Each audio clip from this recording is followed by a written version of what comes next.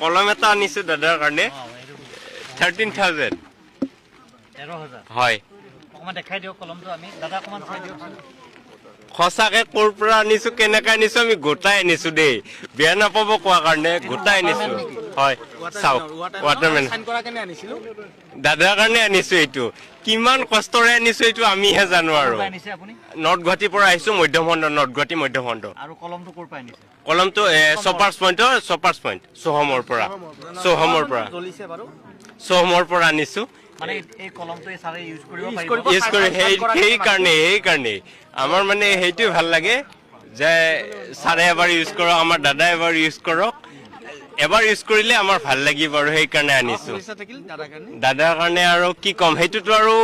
ক'ব কাৰণে ভাষা নাই কি ক'ম আপোনালোকে গম পায় সেইটো কথা কৈ লাভ নাই